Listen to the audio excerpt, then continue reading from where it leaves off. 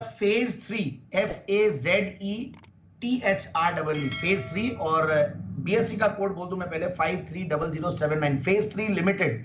इसकी भी 2 listed company है, दूसरे पे कंफ्यूज नहीं करें। फेज 3 लिमिटेड ऑटोफैब की एक अलग कंपनी है।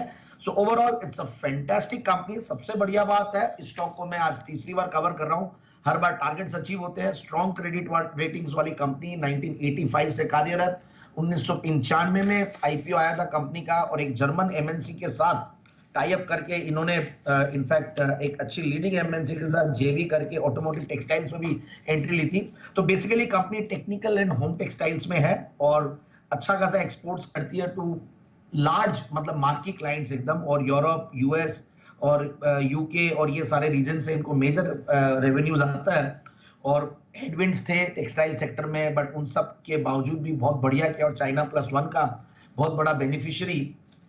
अब देखिए कंपनी की अगर मैं क्लाइंटल लिस्ट की बात करूं तो देखिए Walmart, Costco, Argos, Marks and Spencer, Zara, CK, ये सारे इनके टारगेट, ये सब ब्रांड्स इनके वो हैं।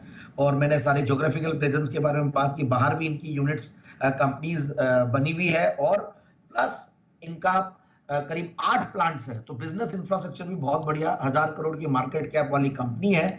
और मैनेजमेंट टीम की मैं अगर बात करूं तो मैं पढ़ रहा था इनकी क्रेडिट रेटिंग भी तो स्ट्रेंथ्स है, काफी एक्सपीरियंस प्रोमोटर्स है, आज इतनी पुरानी कंपनी हो गई है। और अच्छा खासा इनके बैलेंस शीट की भी देखूं तो मजबूती बहुत बढ़िया है। और सबसे बढ़िया बात है 16-17 के पी मल्टीपल पे स्टॉक सस्ता लगता है और 17-18% का रिटर्न ऑन कैपिटल एम्प्लॉयड है।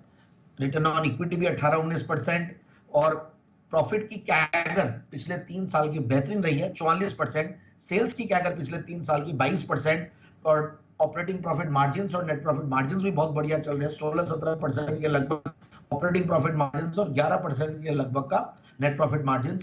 डेट्स है तो डेट्स के सामने इंटरेस्ट कवरेज रेशियो बहुत बढ़िया है और मैनेजेबल डेट्स है। और चूंकि इतने प्लांट्स लगाते हैं, कैपेक्स करते हैं, तो सर्टेनली इनको डेट्स लेना पड़ता है। बट यस, साथ में सेल्स की ग्रोथ भी है।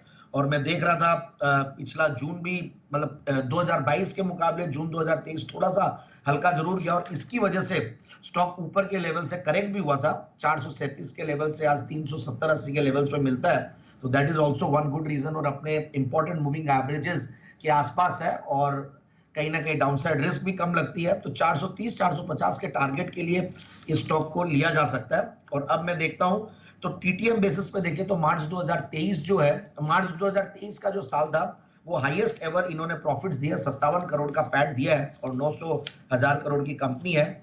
और प्रोमोटर्स और शेयर होल्डिंग की पैटर्न के अलावा जो पब्लिक शेयर होल्डिंग है उसमें कुछ रिनाउंड नेम्स भी इन्वेस्टेड है। तो ओवरऑल मुझे लगता है कि ये स्टॉक बढ़िया है और आगे आने वाले दिनों में इनके कंपनी के नोट्स भी पढ़ रहा था, मैनेजमेंट कमेंट्री भी देख रहा था, तो कुछ प्लान्स ऐसे और कुछ इनोवेटिव प्रोडक्ट्स से लोग लाने वाले हैं जिससे और भी आगे की ग्रोथ आएगी। और मेरे हिसाब से स्टॉक को इन लेवल्स पे ले 430-450 के टारगेट के लिए।